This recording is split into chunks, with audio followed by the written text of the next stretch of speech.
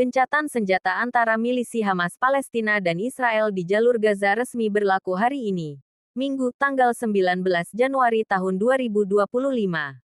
Hamas dan Israel sepakat gencatan senjata mulai pukul 8.30 pagi waktu setempat.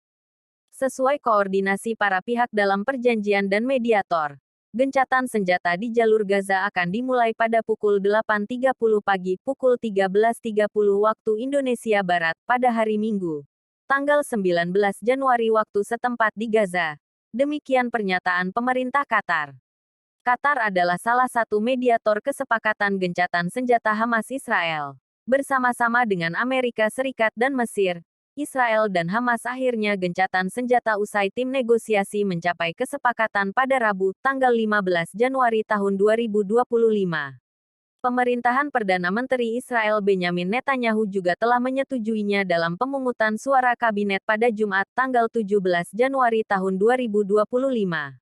Berdasarkan hasil voting, 24 menteri setuju gencatan senjata, sementara 8 menteri mayoritas konservatif, termasuk Menteri Keamanan Nasional Itamar Ben-Gvir, menolak.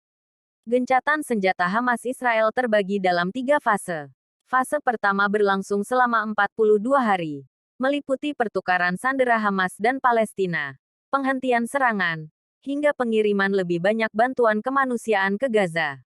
Fase kedua rencananya akan mulai dirundingkan di hari ke-16 gencatan senjata, yang diharapkan bisa mengakhiri perang dan mendorong gencatan senjata permanen. Pada tahap tersebut, para sandera yang masih hidup akan dibebaskan. Sebagai imbalan, ratusan tahanan Palestina di Israel akan dilepas. Fase itu juga mencakup penarikan penuh pasukan Israel dari Gaza. Fase ketiga sementara itu akan memulangkan jenazah dan sisa-sisa tubuh sandera serta mengimplementasikan rencana rekonstruksi Gaza.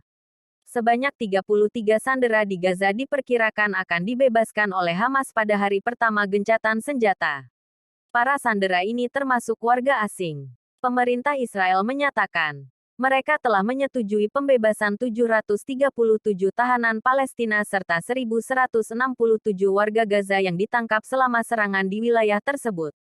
Meski begitu, kantor media tahanan yang berpusat di Gaza mengungkap data yang berbeda.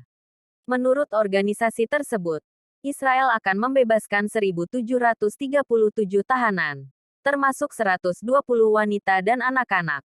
Selain itu, hampir 300 warga Palestina yang menjalani hukuman seumur hidup juga akan dibebaskan.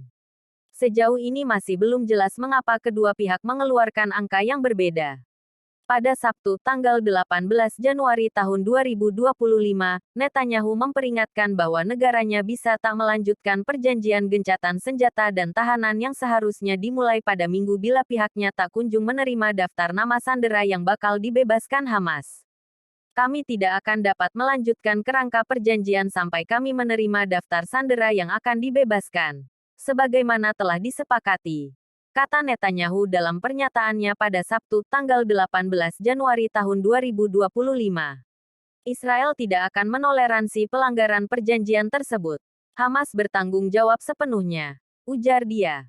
Juru bicara Netanyahu menjelaskan, Israel seharusnya menerima daftar nama 33 sandera Hamas yang akan dibebaskan pada tahap pertama gencatan senjata pada Sabtu pukul 16 waktu setempat.